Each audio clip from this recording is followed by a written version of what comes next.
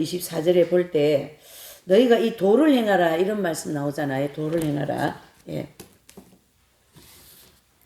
도를 행하라는 것은 하나님의 가르침, 즉 하나님의 말씀을 지켜라 그런 뜻이거든요. 하나님의 도를 행하라 그런 뜻이잖아요. 그런데 이제 이 1장에서 계속 이 야고보는 뭐라냐면 계속 행함을 강조하고 있다는 얘기지. 그렇죠. 믿는 자라면 행해야 된다. 그런 말을 하고 있거든요. 그래서 1장은 우리가 쭉 이제 행함에 대한 중요성을 공부했는데 이제 마무리를 어떻게 했냐면 사도 바울 서신과 야고보 서신을 비교를 했어요. 그래서 야고보는 믿음을 강조했고 사도 바울은 뭘 강조했어요? 믿음을 강조했거든요. 그래서 이 사도 바울 서신과 야고보 서신은 그러니까 이제 바울 서신이라고 할 수 있죠. 예. 바울 서신과 또 야고보 서신은 두 개를 어떻게 해야 되냐면 조화를 이루어야 된다 이런 뜻이죠. 사도 바울 서신만 보면 믿음만 있으면 모든 것이 다 되는 것처럼 보여요. 그러다 보니까 바울 서신만 연구하면 믿음으로 다 되는데 뭘 그러냐 하고 자꾸 우격다짐 믿음적인 입장이 된다라는 거죠. 그러니까 믿음이 우격다짐으로 되는 게 아니다. 그러니까 야고보는 뭐라고 얘기해요? 반드시 행함이 필요하다. 예. 그래서 이 행함과 믿음이 반드시 같이 가야 된다라는 조화를 이루어줘야 되는 거죠. 그래서 바울 서신 이 믿음 강조하는 것도 필요하고 그 다음에 야고보 서신 행함도 필요하다. 그래서 이 두 개는 뗄 수 없는 관계다라는 걸 우리가 지난주 1장을 공부하면서 이제 했어요. 그래서 성경 구절은 로마서 3장 28절에 보면 의롭다, 즉 믿음으로 의롭다 된다, 의롭게 된다 그런 뜻이거든요. 로마서 3장 28절요. 또 야고보서 2장 24절 이 두 개를 이제 성경 구절 우리가 정리를 딱 하는 거죠. 로마서 그러니까 3장 28절이죠. 3장 28절. 그 프린트물 가져오셨죠? 안 가져오셨어요? 왜 안 가져오셔요? 이거 공부하러 오시는데 안 가져오셨어요? 그럼 저한테 얘기하면 저 프린터 했으면 되는 건데. 로마서 3장 28절. 자, 그 다음에 야고보서, 그쵸? 야고보서 24절. 요 두 개는 로마서 3장 28절은 믿음으로 의롭다 된다는 걸 강조했고, 그 다음에 야고보서 2장 24절은 행함으로 의롭게 된다는 걸 강조했어요. 이 두 개를 딱 이렇게 붙여가지고 어떻게 해요? 이렇게 조화를 이루어야 된다. 이렇게 정리를 해볼 수가 있는 거죠. 그래서 믿음과 행함으로 어떻게 해요? 익은 열매가 된다. 이렇게 보셔야죠. 그래서 이 행함을 통하여 열매가 있기도 하고요. 행함을 통하여 뭘 받아요? 상급이 되기도 하고 행함을 통하여 영적으로 뭐가 됩니까? 성장이 되기도 하고 이렇습니다. 그래서 이 믿음이 있으면서 행함이 없는 것은 사실 죽은 믿음이다. 이렇게 야고보는 아주 단정적으로 말씀을 해주고 있는 것이죠. 그래서 믿음과 행함이 이렇게 중요하다라는 걸 지난주 1장을 통하여 좀 정리했고 이제 2장도 계속 그 믿음의 그 행함에 대해서 강조를 하는데요. 이제 2장 1절을 보시겠습니다. 시작. 2장 1절 시작. 내 형제들아 영광의 주 곧 우리 주 예수 그리스도를 믿는 믿음을 너희가 받았으니 사람을 외모로 취하지 말라. 아멘. 그랬어요. 자, 요 1장 1절에 되게 중요한 말씀 두 가지입니다. 형제들아 영광의 주 곧 우리 주 예수 그리스도를 믿는 믿음을 너희가 받았지 않냐. 믿음이 그래 성령이 임하시면은 믿음이 오고 믿음을 통하여 우리가 구원받았지 않냐 이런 뜻이거든요. 자, 그리고 이제 그리고 사람을 외모로 취하지 말라. 그래서 여기 보시면 이제 두 가지 이 1절에서 영광의 주 우리 주 예수 그리스도 이분은 누구십니까? 영광의 주 예수 그리스도 부활하신 예수 그리스도이신데 이 예수 그리스도는 삼위일체의 하나님이십니다. 그렇죠? 그래서 삼위일체의 하나님이신데 이 말을 다른 말로 하면 세키나 빛이다라는 뜻입니다. 그래서 하나님이 이제 지성소에 보면 법궤가 이렇게 있는데 법궤 위에 그 하나님을 옹호하고 그 하나님의 거룩을 계속 영원토록 외치는 그 서랍 천사가 있어요. 그래서 그 서랍 천사를 세키나라고 얘기합니다. 그래서 빛, 빛을 세키나. 그래서 그 하나님의 법궤에 하나님의 영광이 머무르는 곳이다라는 뜻이에요. 그래서 강렬한 빛과 함께 하나님의 영광이 머무른다. 그렇게 얘기하죠. 그래서 영광의 주는 그리스도의 세키나의 영광을 가리키는 곳으로 히브리어로 머무르다라는 어원에서 온 것입니다. 그래서 인간들 사이에 볼 수 있게 계시는 하나님의 임재를 말한다. 바로 법궤에 천사들이 옹호하고 걸어가다 계속 하잖아요. 그거는 인간들이 볼 수 있는 거죠. 법궤를 통하여. 예.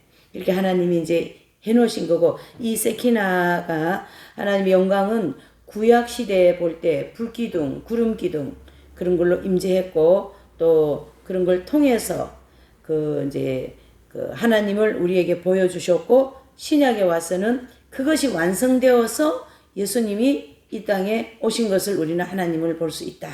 그래서 하나님이 어디 계십니까? 그러니까 나를 보므로 아버지를 본 것이다. 이래 주님이 말씀하셨잖아요. 자, 그래서 이제 그 두 번째 단락은 사람을 외모로 취하지 말라. 사무엘상 16장 7절에 보면 하나님은 사람을 외모로 보지 않으시고 뭘 보신다요? 중심을 보신다. 이렇게 말씀하고 있으신 거죠. 그래서 1절에서 두 가지를 우리가 볼 수가 있어요. 하나님의 영광, 세키나, 빛. 예, 그리고 하나님은 뭐예요? 예, 사람을 중심을 보시지 외모를 보시지 않으신다. 이런 뜻이죠.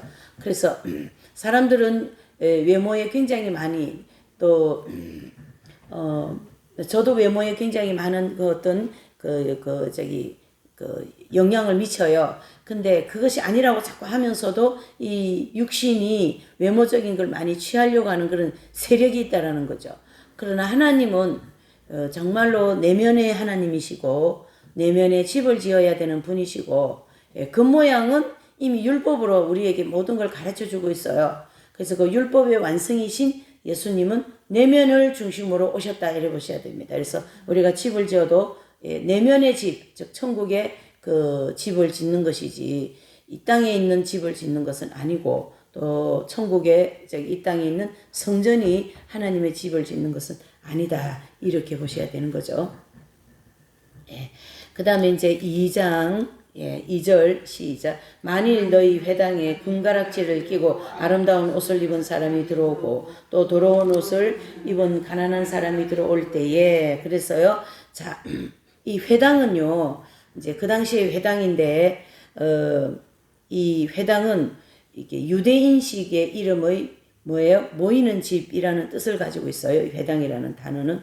그래서 이 회당은 그 당시에 이제 바벨론 포로 시절, 즉 BC 586년 당시 그 이제 이스라엘 백성들이 이제 완전히 그 멸망당하고 성전이 완전 파괴되잖아요. 이제 그러고 난 다음에 이제 586년 당시 이후에 예루살렘으로 돌아와서 성전을 복구한 후에도 그대로 뭐죠? 존속하며 성전과 회당을 병용 시대를 이뤘다. 같이 썼다라는 거예요. 그래서 주로 회당에서는 뭐 성경 공부 같은 거. 그래서 예수님이 회당에 들어가셔서 두루마리를 딱 펼쳐서 읽으신 게 바로 뭐죠? 이사야서를 읽으셨잖아요. 그 자리가 회당이라는 얘기죠. 예. 주로 이제 이런 말씀을 읽고 예배하고 하는 그런 장소입니다. 예. 또 초대교회 당시에도 이 회당에서 유대인식 의식을 통하여 복음이 전파되었어요. 사도 바울이 회당에서 공부를 많이 가르치잖아요. 사도 바울 같은 분도. 이후에 유대인의 그 배척 이후에 이 예배처를 옮기고 또 그 이름도 에클레시아, 즉 교회로 불리게 된다라는 얘기예요. 그래서 헬라어로 교회는 에클레시아다라는 그런 단어를 쓰고 있습니다. 그래서 이제 여기 2장에 보면 2장 2절에 보면 회당에서 너희가, 즉 교회에서 금가락지를 끼고 온 사람은 여기 좋은 자리 저기 A석에 앉으시고 금가락지 안 끼고 허름한 옷 입고 있으면 저기 B석 C석 저기가 앉으시오. 그러면 안 된다. 이거 지금 계속 뭘 강조하냐면 행함을 강조하고 있는 것이죠. 행함을. 예. 자, 3절 4절 보십니다. 너희가 아름다운 옷을 입은 돌아보지 보아 가로되 여기 좋은 자리에 앉으소서 하고 또 가난한 자에게 이르되 너는 거기 섰던지 발등상 아래 앉으라 하면 너희끼리 서로 구별하며 악한 생각으로 판단하는 자가 되는 것이 아니냐. 이렇게 이제 그 좋은 옷 입고 부자들에 대한 그 어떤 편견적인 것을 버려라라는 거거든요. 우리도 우리 속에 편견이 굉장히 많습니다, 여러분. 저 사람은 나보다 못해. 내가 너보다 나아. 이런 마음이, 편견이라는 마음이 안에 있으면 그 편견으로 인하여 늘 넘어집니다, 거기에 우리가. 그것이 없어야 된다는 거예요. 그래서 아유, 당신은 나보다 나은 사람, 그쪽은 나보다 나은 사람, 늘 이런 마음을 가져야 편견 때문에 내가 죄를 짓지 않는다라는 거죠. 그리고 그 편견이라는 거는 반드시 교만과 시기와 질투라는 그런 죄가 거기에 받침을 해주고 있어요. 그래서 이 시기라는 죄는 나라도 말아먹는 게 이 시기죄입니다, 여러분. 아주 무서운 죄예요, 이 죄요. 나라도 말아먹는 죄가 시기죄요. 그러니까 조선이 이 시기 때문에 다 망했잖아요. 시어머니하고 아버지하고 며느리하고 싸우다가. 그거나 싸우면 안 돼요. 싸우면 가정이 망하고 부부가 계속 싸우면 가정이 파괴되고 또 나라가 계속 싸우면 나라가 파괴되는 거예요. 예. 그러니까 시어머니하고 이 며느리하고 너무 많이 싸워가 나라 말아먹은 거지. 일본은 지금 쳐들어온다고 했는데 시어머니하고 며느리하고 계속 당파 싸움 하다가 소리. 그건 안 되는 거예요, 이게. 이게 시기라는 것 때문에 그런 거거든요.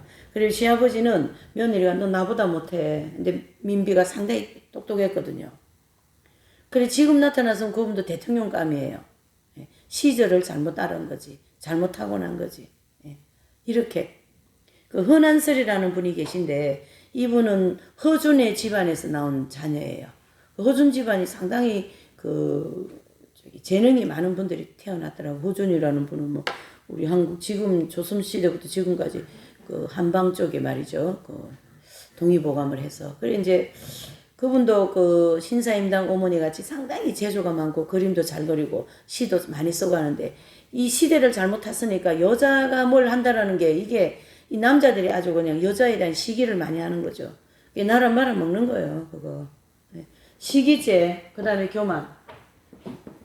넌 나보다 못해. 이런 것에서부터 편견이라는 게 오거든요. 이게 나라와 나라 관계도 많이 있어요. 강대국은 작은 나라들을 늘 편견을 해서 너희들은 못 살고 힘이 없는 나라 이렇게 해서 꽉 눌리잖아요. 그렇게 그것이 인간 속에 있다라는 거죠. 이게 다 우리 속에 있는 것이죠. 그러니까 우리 속에 있으니까 그게 밖으로 나온 거거든요. 그러니까 이거를 우리는 늘 보혈의 은총과 예수 그리스도의 십자가의 공로로 회개하고 이걸 내 속에서 없애달라고 늘 기도하는 게 진짜 중요한 기도입니다, 여러분. 자, 그래서 여기 이제 회당. 그래서 이제 여기 지금 이제 2절에서 5절까지는 4절까지는 이 부자들만 말이지. 왜 그러냐면 부자들이 오면 교회를 돈도 많이 내고 하니까 아무래도 부스러기가 떨어지거든요. 그렇게 하면 안 된다 이거지. 세상에서는 그거 해도 돼요. 세상이니까. 그러나 교회는 그건 안 된다. 그걸 지금 얘기하고 있습니다. 자, 이제 5절을 보실게요. 시작. 내 사랑하는 형제들아 들을지어다. 하나님이 세상에 대하여 가난한 자를 택하사 믿음에 부요하게 하시고 또 자기를 사랑하는 자들에게 약속하신 나라를 유업으로 받게 아니하셨느냐. 아멘. 그랬어요. 6절까지 읽을게요. 너희는 도리어 가난한 자를 과시하였도다. 부자는 너희를 압제하며 법정으로 끌고 가지 않느냐. 5절 6절은 이제 이렇게 형제들아 들을지어다. 하나님의 말씀을 들으라 이 뜻이죠. 그러니까 저기 뭡니까? 이사야서 1장에 보면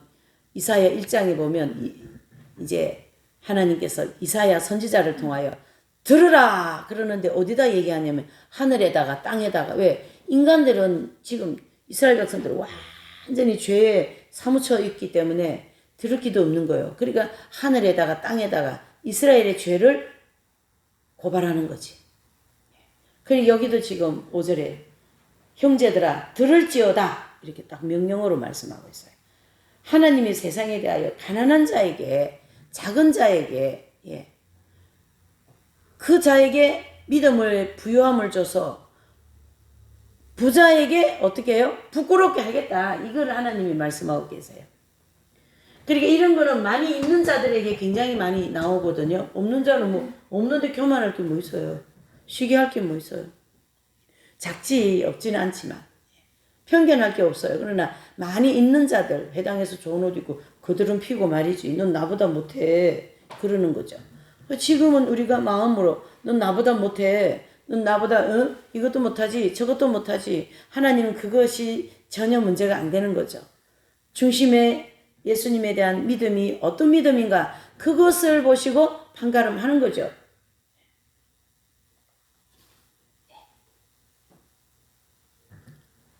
그래서 이 하나님이 이 세상적이고 마귀적이고 이 정욕적인 것들에 대하여 가난한 사람들을 오히려 믿음에 있어서 부유하게 하시겠다. 그러니 이 진리를 깨달은 분들이 교회 시대 이긴 자들이고, 그분들이 바로 뭡니까? 이걸 깨달았기 때문에 부자, 그 이긴 자들 중에 그 귀족 집안이 부자인 분들이 참 많으세요. 그 당시에 보면. 근데 이 진리를 깨달았기 때문에 그 부자를 다 내려놓는 거지. 안토니오 성자도 마찬가지고. 안토니오 성자도 부잣집 아들이었어요. 근데 그 많은 재산을 가지고 있지만은 다 가난한 자들에게 나눠주고, 수도원으로 들어가죠. 사막. 또 동생을 위해서 조금 뭘 남겨놨는데 그게 계속 마음에 걸리는 거죠. 그래서 그것마저도 다 가난한 자들에게 나눠주고, 동생도 수녀원에 그냥 들어가게 만들잖아요. 여동생. 그래서 스스로 가난해지면서 하나님의 이 진리를 따르는 것이죠. 그러니까 정욕적이고 마귀적인 이런 세상적인 이런 것을 따라가지지가 않는 거죠.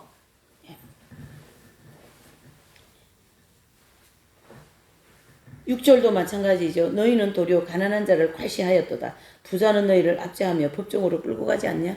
그러니까 부자는 오히려 막 그냥 가난한 자를, 하여튼 이 인간 역사 속에 언제든지 가난한 자들이 손해를 보는 거예요. 언제든지. 그러니까 이 가난한 자들은 늘 만약에 나라가 말이지 어려우면, 이 고려시대도 보면 백성들이 거의 이 골수가 말이지, 골수에 있는 것까지 다 짜내는 거예요. 이 부자들이.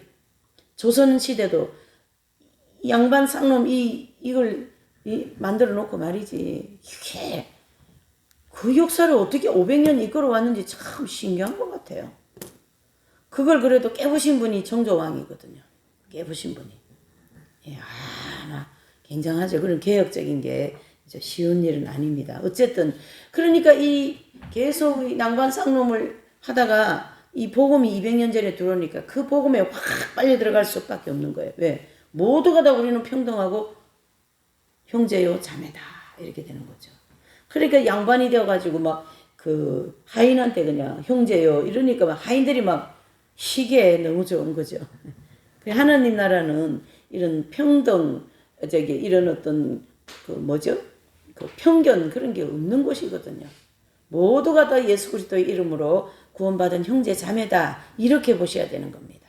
그것이 우리는 이 땅에 예수님을 믿는 우리가 그렇게 되기 위해 훈련받는 장소가 교회 생활, 믿음 생활, 성경 공부하고 그렇게 하는 것이거든요. 자, 7절을 보실까요? 시작. 너희에게 대하여 일컬은 바 그 아름다운 이름을 회방하지 아니하느냐.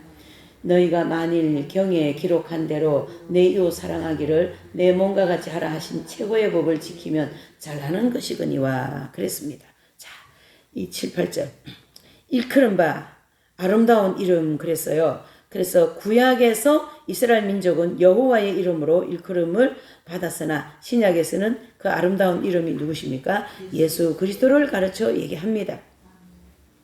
그래서 그 예수 그리스도를 가르쳐 얘기하는 그 이름을 우리가 받았는데, 그치, 그렇게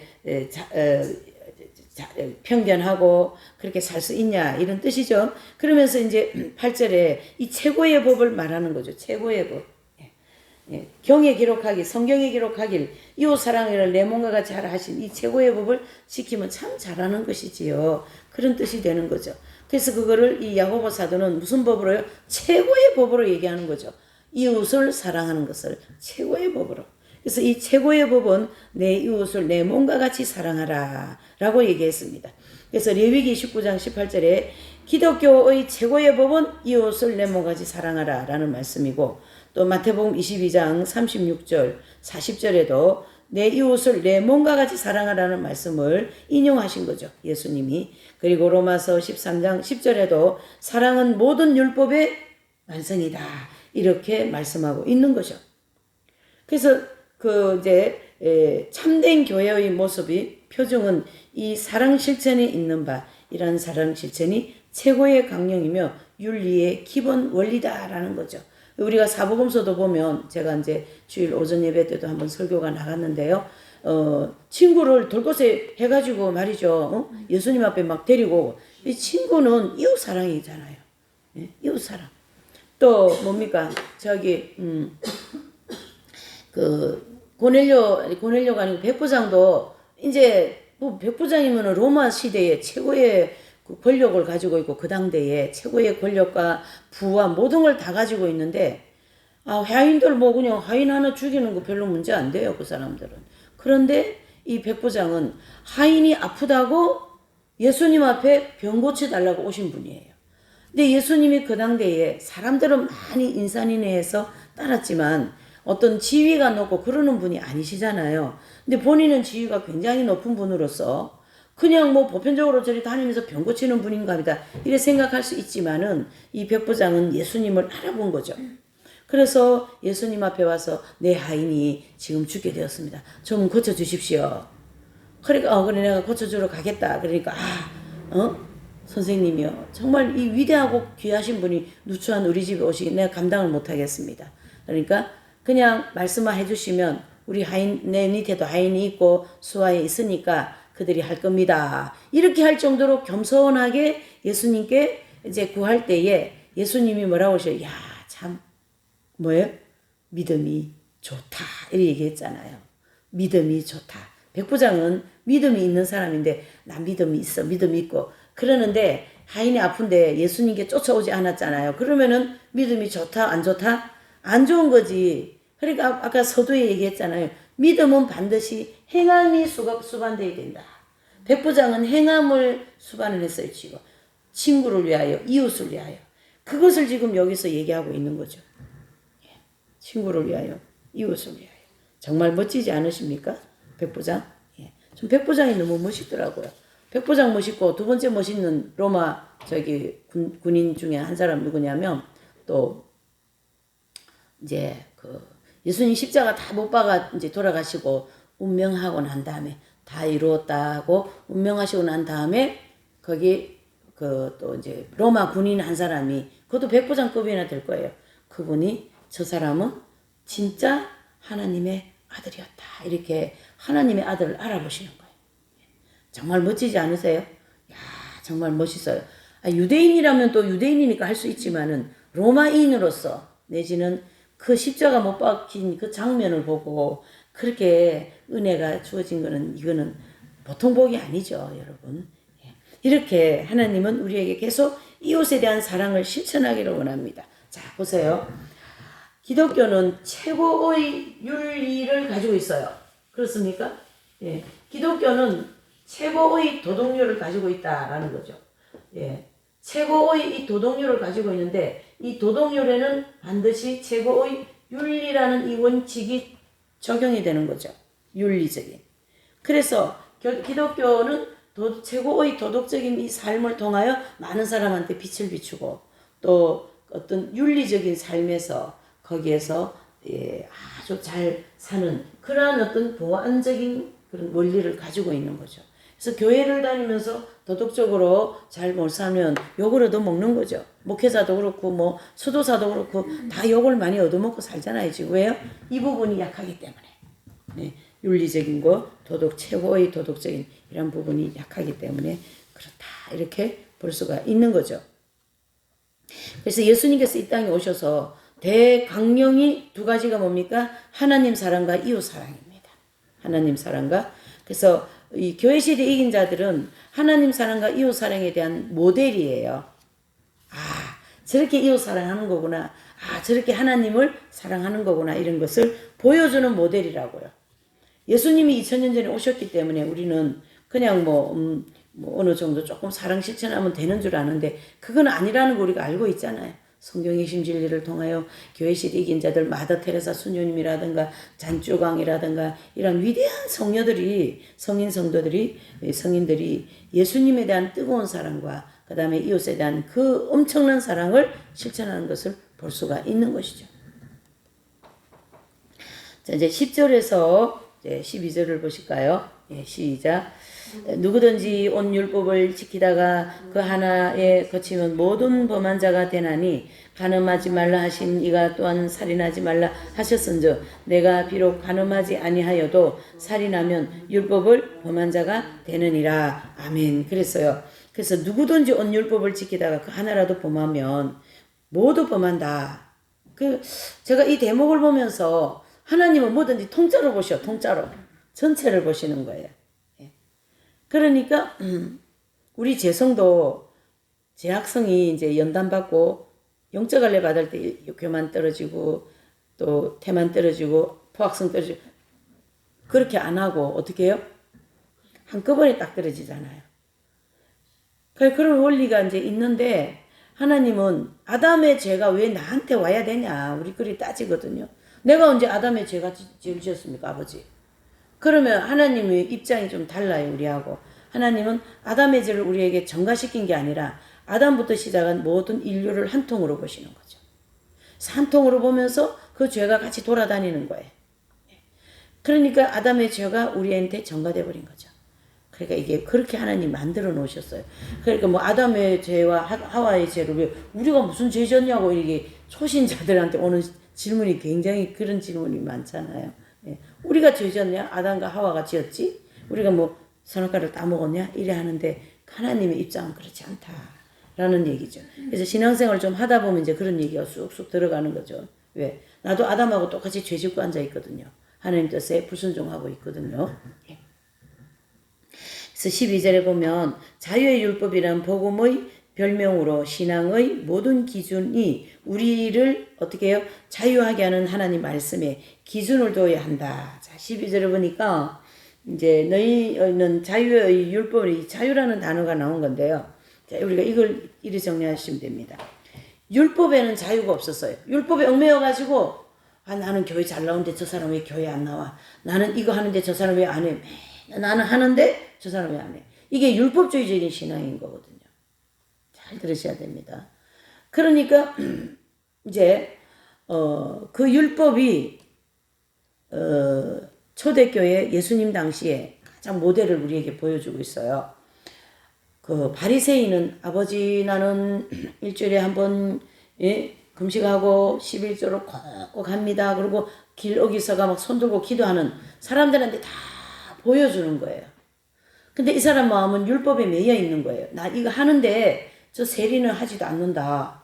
그러나 세리는 저기 구석에 앉아가지고 아버지 나는 이것도 못했고 저것도 용서해 주시라고 이렇게 한 기도를 주님이 받으신 것을 볼 수가 있는 거죠. 바로 이것은 그러면 율법이 그렇게 하니까 복음에 와서도 안 해도 된다 그게 아니라 이 율법은요 사람을 매이게 하는 거지.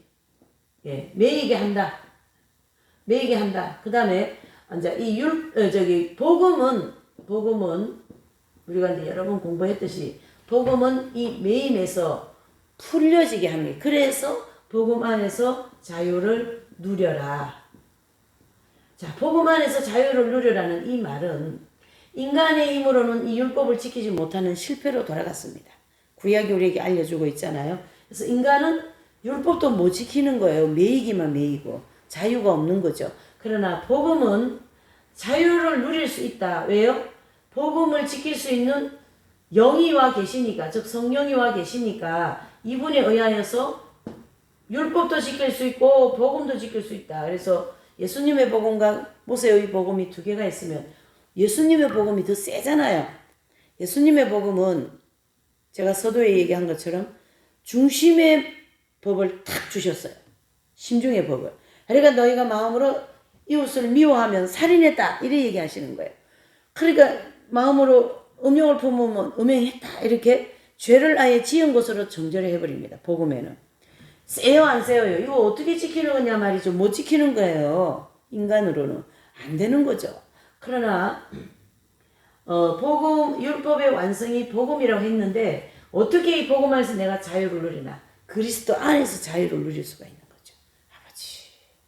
물론 이긴 자가 못 되어진 사람들은 늘 여기에 매여가지고 광야에서 어려움을 많이 겪기는 합니다만은 그 어려움 안에서도 자유가 있어요. 왜 그렇습니까? 성령께서 우리에게 늘 오셨기 때문에 기도하면 평안도 주시고 용서도 해주시고 또 미워한 마음도 사랑의 마음으로 바뀌게 해주시고 이렇게 하면서 자유를 누릴 수 있도록 해주신다 이런 뜻이에요.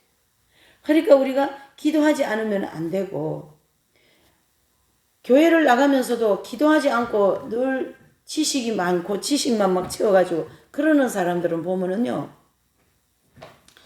자기가 매여 있는 것을 몰라요. 지금 내가 하고 있는데 저 사람은 왜 안 해? 판단 정죄. 그 주님이 이미 이런 모든 우리의 그 현실을 아시기 때문에 주님께서 판단하지 말라. 그래서 산상수훈에 다 아주 조목조목 얘기해주고 계시잖아요. 비판하지 말라. 그럼 너도 비판을 받는다. 그러니까 하나님께서 우리에게 이 복음이라고 하는 자유를 누리라고 이미 주셨다. 그거를 이제 야고보 사도도 아주 말씀하고 있는 거죠. 그래서 복음은 우리를 자유롭게 하나 율법에서 지키지 않는 율법이 복음에 와서 완성을 했다. 그래서 우리도 여기에 다 어떻게 해요? 들어간다. 이래 보셔야 됩니다. 내가 못 지켰습니까? 됩니다. 아멘. 아멘만 해도 되는 거예요. 예. 하나님께서 은혜로 되게 해주실 줄 믿습니다. 예. 자, 그 다음에 13절. 국률을 행하지 아니하는 자에게 국률 없는 심판이 있으리라. 국률은 심판을 이기고 자랑하느니라. 이거 무서운 얘기예요. 이게 잘 보세요. 내가 저 상대를 국률이 여기지 않은 거에 대해서 하나님께서 나에게 심판하실 때 국률 없는 심판을 받게 될 것이다. 야고보 사도가 참 무서운 얘기를 했어요. 잘 보세요. 내가 저 공산당을 아유 저 인간들 죽여 하면서 마음에 국률이 하나도 없어. 그러면 너도 그 국률 없는 심판을 받을 거야. 그렇게 되는 거예요. 그러니까 제가 아버지 공산당은 싫어요. 공산당을 쫓아가는 사람들 불쌍히 여기서 이렇게 얘기해야 되는 거예요.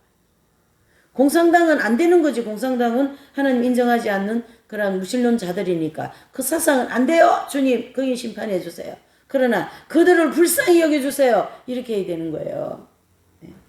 아, 나 저 인간 꼴 보기 싫어요. 그러나 불쌍히 여겨주세요. 반드시 국률이 들어가야 되는 거예요. 이해되십니까? 그렇지 않으면 내가 그 국률 없는 심판을 받을까? 무섭습니다, 여러분. 성경은 어찌 보면 상당히 무서워요. 죄냐, 선이냐, 악이냐, 또 선이냐, 선행이냐, 악행이냐, 또 지옥이냐, 천국, 이게 두 개밖에 없어요. 그거를 판단하는 데가 심판대고, 예. 그러니 하나님은 상당히 담백하고 상당히 이렇게 단호하십니다. 어떤 때는 보시면. 그러나 그 단호함 밑에 뭐가 흐르고 있어요? 사랑이 흐르고 있잖아요. 그게 바로 공의와 사랑이 연결되는 거거든요. 그래서 오늘 우리가 이 국률을 행하지 아니하는 자에게는 국률 없는 심판이 있으리라. 국률은 심판을 이기고 자랑하느니라. 국률이 심판을 이기는 건 이 국률이 얼마나 큰 겁니까, 여러분? 국률이 어떻게 심판을 이깁니까? 하나님의 심판. 그래서 그 프란시스 성자는요, 누굽니까? 그 총장, 엘리야 총장이 막 프란시스 사부님 엄청나게 어렵게 했어요.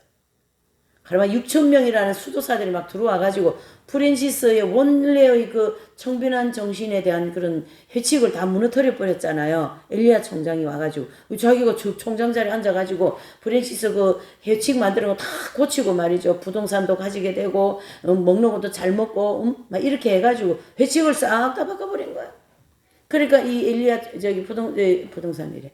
이 프란시스 성자가 완전히 낭망되어가지고 산 중턱에 있는 움막에 들어가서 기도하는데 주님이 프란시스야 그 수도회가 너 수도회냐? 내 수도회지.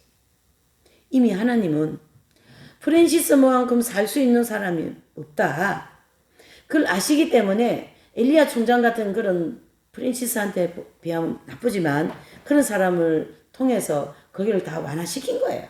그래야 이 수도회가 유지가 되지. 누가 그렇게 살 거예요? 지금 프랜시스 같이. 안 되는 거예요. 이거 하나님이 다 알고 계신 거예요.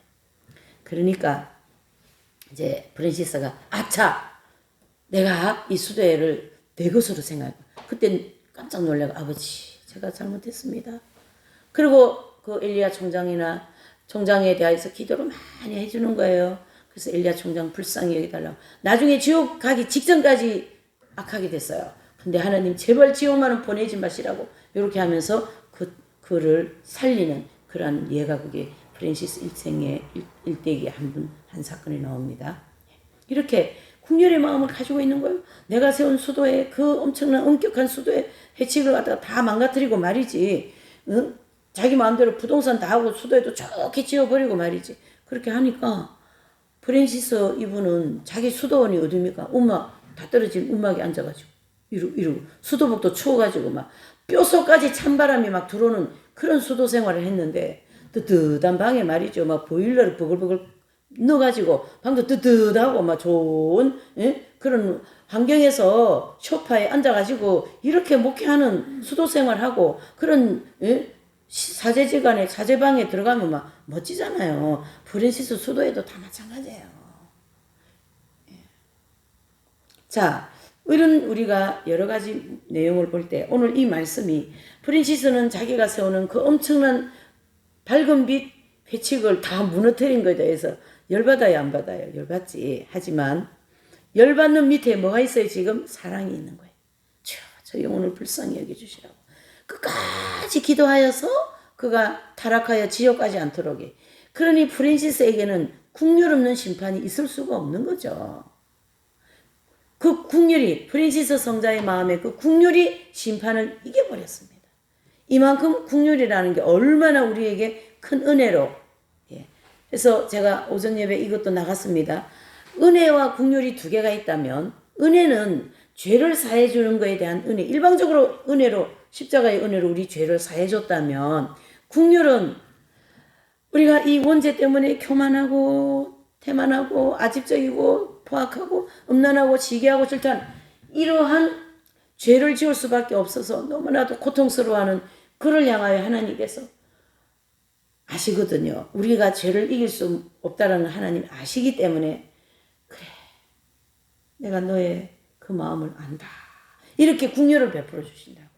그 국률이 심판을 이기게 하는 거죠. 이 야고보 사도가 오늘 너무 중요한 얘기를 우리에게 해주는 거예요.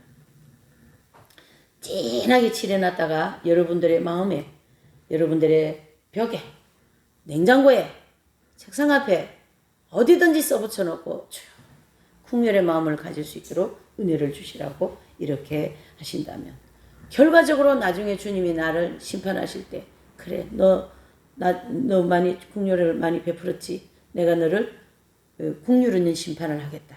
심판에도 국률이 있다 이런 뜻이에요. 그래서 용서해 주시고 우리 죄를 사해 주시는 그런 역사가 일어나게 되게 될 줄 믿습니다.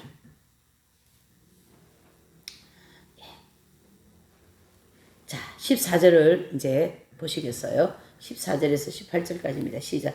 내 형제들아 만일 사람이 믿음이 있노라 하고 행함이 없으면 무슨 이익이 있으리요? 그 믿음이 능히 자기를 구원하겠느냐? 만일 형제나 자매나 헐벗고 일용할 양식을 없는데 너희 중에 누구든지 그에게 이르되 평안히 가라 더욱게 하라 배부르게 하라 하며 그 몸에 쓸 것을 주지 아니하면 무슨 이익이 있으리요? 이와 같이 행함이 없는 믿음은 그 자체가 죽은 것이라. 혹이 가로되 너는 믿음이 있고 나는 행함이 있으니 행함이 없는 내 믿음을 내게 보이라. 나는 행함으로 내 믿음을 내게 보이리라. 아멘. 자,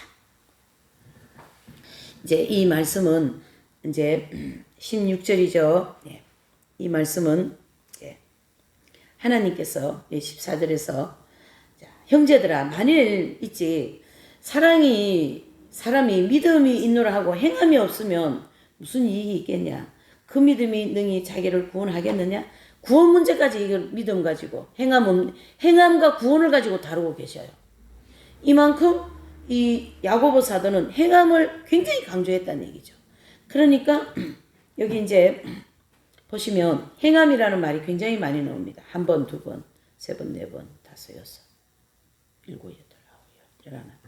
24절까지 13번 나옵니다. 24절까지. 14절에서 24절까지 행함이라는 단어를 13번 나온다고요. 이만큼 행함을 강조하고 있다. 이것을 말씀해야 되는 거죠.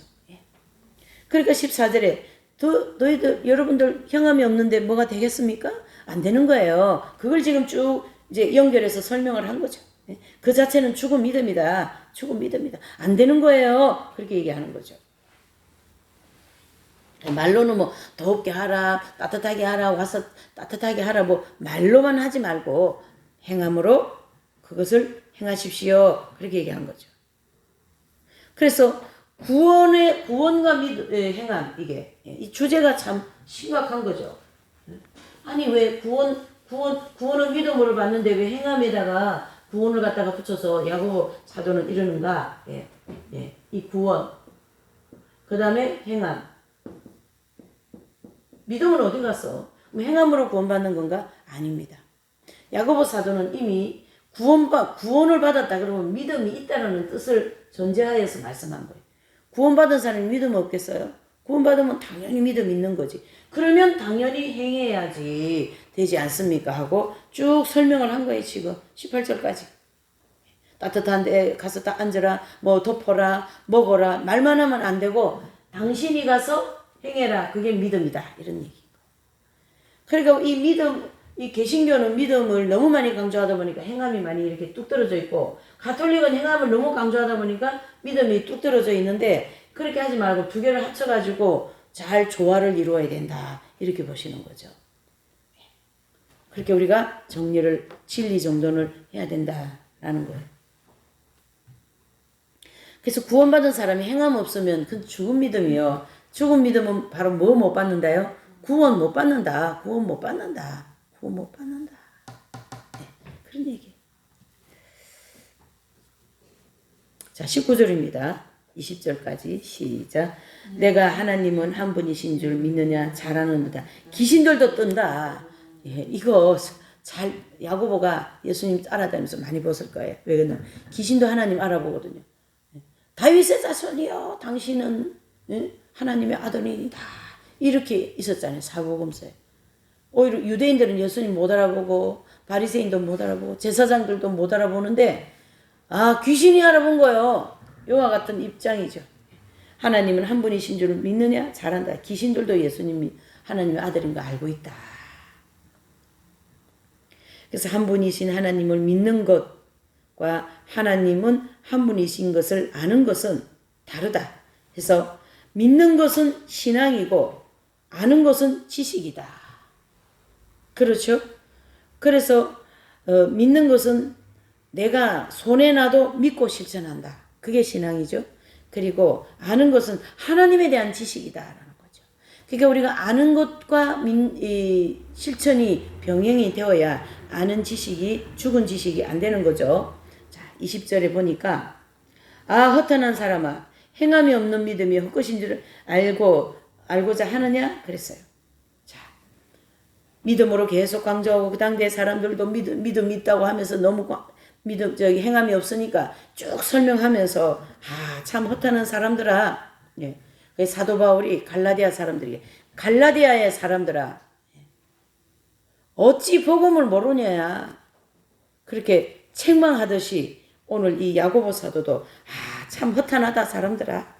그러면서 행함 없는 믿음은 영이 떠난 것처럼 무가치한 거다. 그렇게 말씀을 하고 있는 거죠. 22절을 보실까요? 내가 보거니와 믿음이 그 행함과 함께 일하고 행함으로 믿음이 온전케 되었느니라. 아멘. 정확한 얘기 아닙니까? 믿음이 그 행함과 함께 일하고 행함으로 믿음이 온전하게 되었다. 그렇죠? 그러니까 거기 보시면 이제 21절인데 21절을 한번 보실게요. 우리 조상 아브라함이 그 아들 이삭을 제단에 드릴 때 행함으로 의롭다 하심을 받은 것 아니냐. 그러니까 20절에 허탄하고 참 믿음 없는 것이 헛된 줄 알지 못하느냐 하면서 아브라함이 이삭을 바친 그 믿음을 딱 인용하면서 그렇죠? 22절에 연결을 시키는 거죠. 내가 보거니와 믿음이 그 행함과 함께 일하고 행함으로 믿음이 온전케 되었다. 믿음이 행함과 함께 일을 한다라는 얘기죠. 아, 내가 예수님 믿으니까 전도해야 되겠다. 그러니까 나가가지고 전도하니까 그 행함이 믿음을 온전하게 만들어진 거예요. 아, 내가 저 사람을 도와줘야 되겠다. 믿음이 생긴 거예요. 그러니까 그 사람을 도와줌으로 행함으로써 그 믿음이 완전하게 되는 거예요. 그것을 아브라함이 이삭을 바치는 것으로 모델을 탁 보여주시고 야고보 사도가 오늘 저녁에 이 얘기를 해주는 거예요. 우리에게 또. 그러니까 우리가 생활할 게 이 실천할 게 많잖아요. 사랑 실천할 게. 이웃에 대한 사랑을 실천할 게. 그러니까 제가 그저께 어제 참 그 전단지 가지고 그렇게 책자하고 전단지 주면서 하니까 여기는 이단 아닙니까? 그래 얘기하긴 해. 제가 이단 잡으러 다니는 사람이요. 그랬다고 했잖아요. 그러니까 그 사람이 너무 안타까운 거예요. 지금 하나님의 교회라든가 신천지는 막 전도지를 이쁘게 만들어가지고 막 저기 시내가가 많은 사람한테 지금 뿌리고 있는데 우리는 이게 뭐냐. 지금 신천지 저렇게 하고 하나님의 교회가 그렇게 하는데 그렇게 대한 안타까운 마음을. 그래서 전도해야 된다는 마음이 불이 더 일어나게 만들어버리는 거죠. 그래가 전도 안 한, 행함 안 한, 전도하지 않는 행함 없는 그 믿음은 그건 죽은 믿음이요. 사도 바울은 다른 거 안 했어요. 전도하다가 죽었어. 전도하다가. 성교가 전도 아닙니까? 예. 그렇게 제가 이제 이 전도에 대한 비유를 했는데요. 모든 면에 행함이 이렇게 필요하다 이런 뜻을 얘기한 거예요. 모든 면에 행함이 중요하다. 그러니까 얼마나 하면은 영이 떠났다고 얘기하겠어요. 행함 없는 믿음은. 예. 그래서 이 22절에도 야고보의 믿음과 행위의 그 조화로운 사상을 잘 정리한 구절입니다. 22절이. 예. 그래서 아브라함을 딱 인용하면서 22절 내가 보니 믿음이 그 행함과 함께 일하고 행함으로 믿음이 온전케 되었다. 행함이 있어야 믿음이 온전하게 됩니다. 23절. 예, 시작. 이에 경에 이른바 아브라함이 하나님을 믿으니 이것을 의로 여기셨다. 말씀을 응하였고 그는 하나님의 보시라 칭함을 받았나니 이로 보건대 사람이 행함으로 의롭다 하심을 받고 믿음으로만 아니라. 예. 또 이와 같이 기생 라합이 사자를 접대하여 다른 길로 가게 할 때 행함으로 의롭다 하심을 받은 것이 아니냐. 이 야고보 이분이요 굉장히 구약에 능통한 사람이에요. 그래서 아브라함을 또 여기 누굽니까? 기생 라합을 인용하면서 믿음을 강조하고 있고 행함을 강조하고 있다. 그걸 얘기하고 있는 거예요. 그러니까 어찌 이 야고보서를 집단같이 볼 수 있냔 말이에요. 이렇게 귀한 말씀을. 그렇죠? 예. 그래서 26절을 보실까요? 시작. 영혼 없는 몸이 죽은 것 같이 행함 없는 믿음은 뭐예요? 죽은 믿음이다. 그래서 행함이 없는 믿음은 죽은 것이다 라고 정확하게 짚고 넘어갑니다. 그래서 영혼과 육체가 결합해 있는 것처럼 믿음과 행함은 유기적인 관계로 이렇게 결합이 되어 있다 이렇게 보셔야 되는 거죠. 그래서 행함이 없는 믿음은요 절대적으로 죽은 믿음이고 행함이 있는 믿음이 믿음이다. 믿음을 더 완전하게 한다. 그래서 오늘 2장을 정리하면 예, 우리가 이제 성경 핵심진리 입문에서 참 공부를 많이 한 공부인데요. 예, 믿음. 그 다음에 행함. 여기에는, 많은 구원의 완성을 이루는 중요한 대목이 이 안에 다 들었어요. 구원의 완성. 그래서 초기 믿음이라는 게 있잖아요. 초기 믿음. 그쵸? 예, 지금 처음 예수님 믿음. 예, 그래서 또 중간 믿음이라는 게 있어요. 그 다음에 완전한 믿음이라는 게 있어요. 완전한 믿음.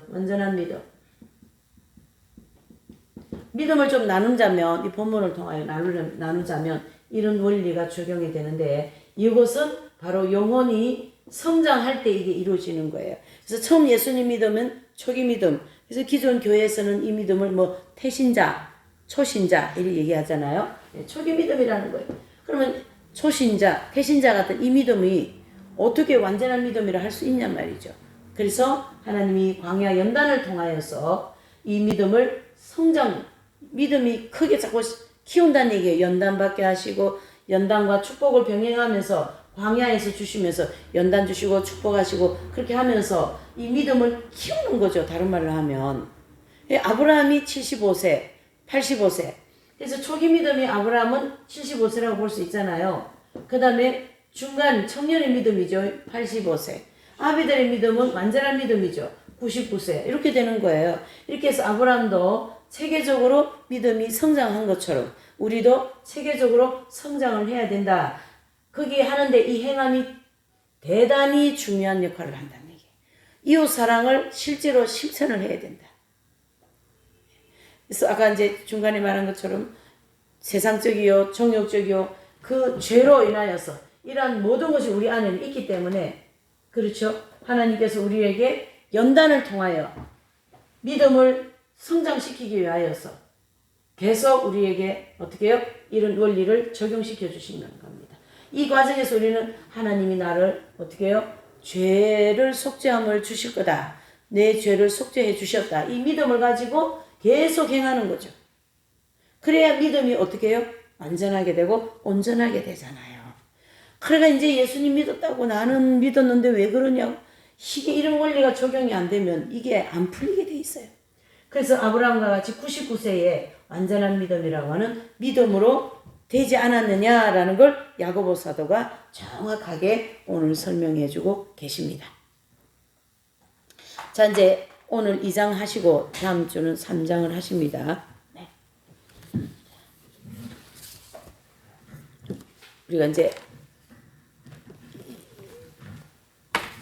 찬양을 한 장 하시고 이 195장입니다. 우리 이제 찬송가 195장을 부르시고 이제 하나님 저희 부족함을 용서해 주시고 또 우리의 허물과 죄가 많습니다. 그러나 아까 얘기한 것처럼 복음이라는 것은 우리의 허물과 죄를 다 사하시고 용서하신 그런 완전한 은혜가 있는 것이기 때문에 오늘 이 찬양 부르시고 오늘 이제 내가 행함이 부족했던 거 또 그 이웃에 대한 사랑이 부족했던 거 그런 걸 다 회개하시고 또 그런 것을 잘 실천할 수 있는 사람이 되게 해달라고 기도하시고 또 이제 이 사경회를 위하여서 기도 많이 해주세요. 또 나라를 위하여서 그래서 8시까지 기도하고 이제 마칩니다. 이 세상의 모든 죄를 맑히시는 주의 보혈 오직 보혈입니다. 오직 예수님의 십자가 보혈 이 세상의 모든 죄를 맑히시는 주님 보혈 성자 예수 그 귀한 피 찬송하고 찬송하세 주님 앞을 멀리 떠나 길을 잃고 헤맬 때에 나의 뒤를 따라오사 주인이 구원하셨도다 힘눈보다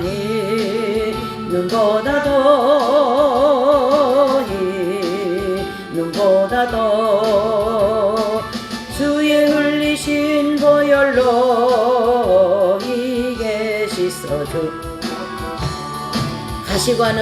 가시관을 쓰셨으니 피로 얼굴 물드셨고 십자가의 모진 고통 나를 위해 당하셨네 말로 형용할 수 없는 구세주의 구속하신 그 은혜와 신사랑 찬송하고 찬송하세 흰눈보다 흰눈보다 눈보다도 주의 흘리신 보혈로 이게 씻어 없어서 아버지를 멀리 떠나 바른 길을 저버리고 여러 가지 죄악으로 주홍같이 되었으니 물 같은 거 가지고는 씻을 수가 아주 없네. 주여 귀한 법의 피로 나를 정결케 하옵소서. 흰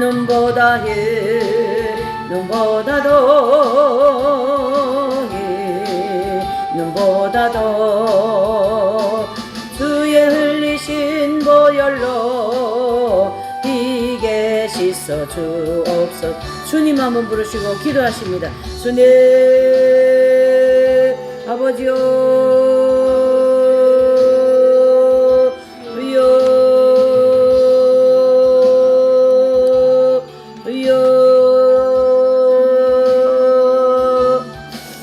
아버지